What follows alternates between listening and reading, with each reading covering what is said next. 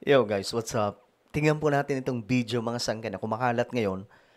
Video daw po ito ni VP Sara kung saan nagkalat daw po mga sangkay sa isang interview.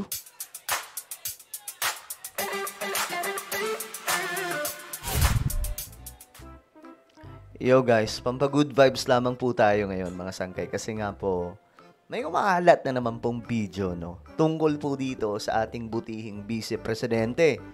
No, alamin lang po natin mga sangkay kung ano po ito, totoo bang nagkalat na naman ang ating Vice President sa isang interview. Ako mga sangkay, mga ilang beses na rin po ako nakakita no ng mga video ni VP Sara na nauutal o di kaya naman mga sangkay. Basta makikita nyo na nagkakalat po at hindi po alam mga sangkay kung tama pa yung pinagsasabi. Well, anyway guys, bago tayo magtuloy-tuloy, paki-subscribe po muna yung ating YouTube channel.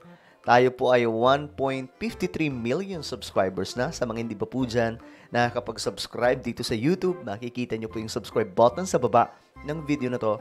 I-click nyo lamang po yung subscribe, i-click ang bell, at i-click nyo po yung all. Sa mga nanonood po sa Facebook, i-follow nyo po yung ating Facebook page. So this is it guys. Okay, tingnan po natin ang video. Dahil ito ay paalat-kalat mga sangkay. Tingnan po ninyo. Meron na po itong nasa 7,000 mahigit na reactions. At mayroon pong 3,900 or almost 4,000 na po mga sangkay na comments. At mayroon pong 257,000 views. Ganun po kalaki mga sangkay, no? Ngayon, ito, tingnan po natin itong video kung ano nga ba ito. Kasi na-curious din po ako, mga sangkay. To clarify, I think many misunderstood.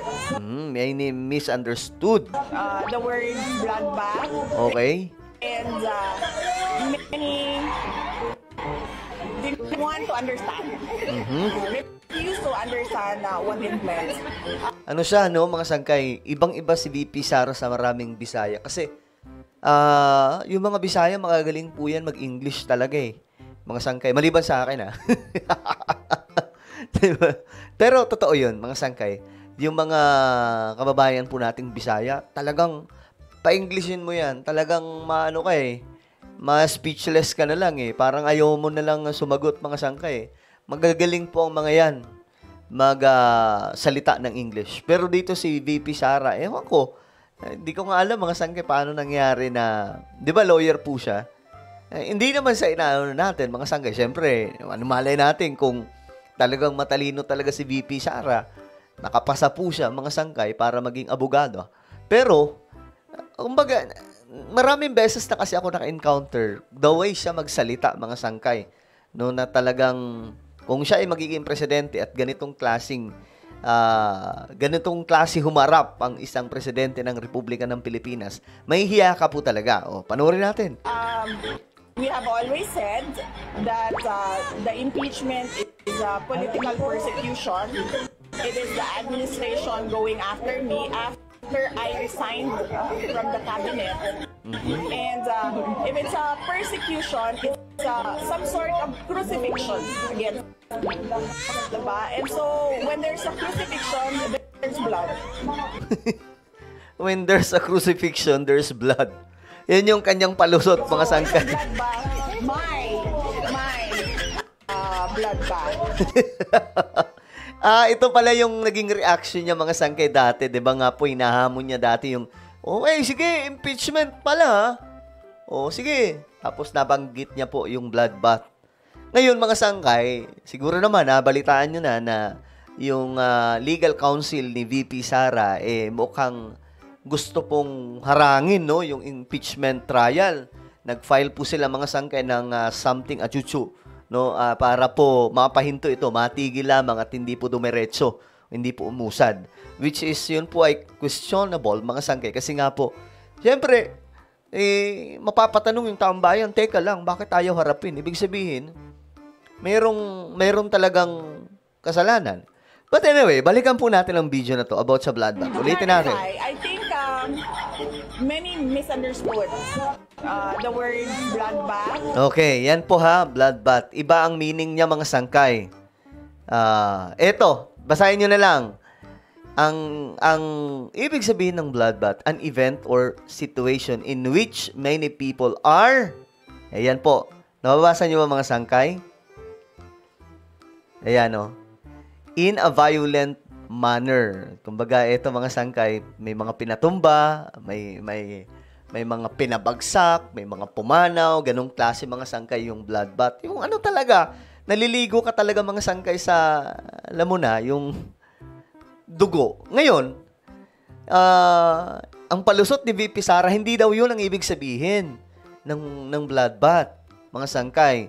Ito daw po ay persecution at kinukrucify po siya. At kapag kinukrucify po siya, ang ibig sabihin daw nun mga sangkay, yun na daw po yung bloodbath. Kaya ito yung reaksyon ng taong bayan. Ito, tingnan po natin yung reaksyon ng mga Pilipino. Alam niyo naman yung mga Pinoy, pagdating po talaga sa mabibilis po yan.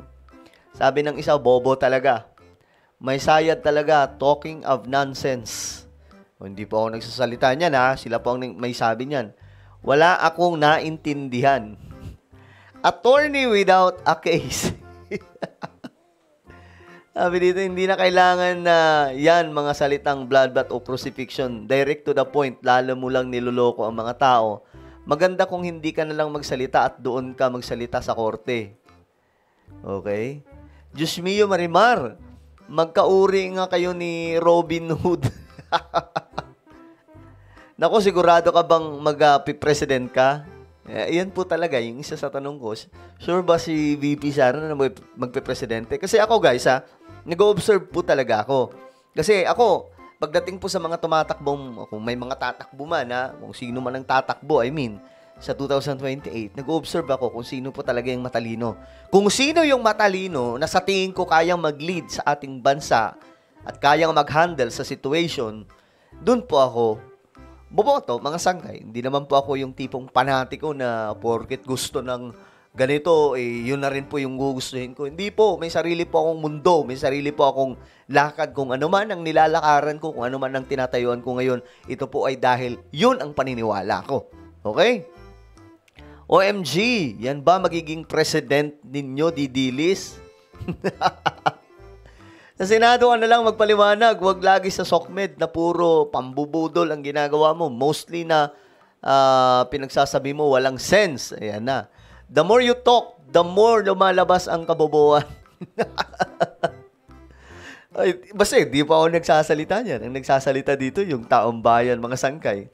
Diba? Well, ako kasi, maraming beses ko na-encounter po talaga yung mga ganitong klaseng video ni VP Sara. Kayo na po ang humusga, mga sangkay. Ano sa tingin nyo? No? Ano sa tingin nyo? Comment down below, mga paps. Alright? So, meron po tayong YouTube channel, Sangkay Revelation. Hanapin nyo po ito sa YouTube. Kapag nakita nyo na, i-click nyo po yung subscribe, i-click ang bell, at i-click nyo po yung all. Ako na po ay magpapaalam. Mag-iingat pong lahat. God bless everyone. Mabuhay.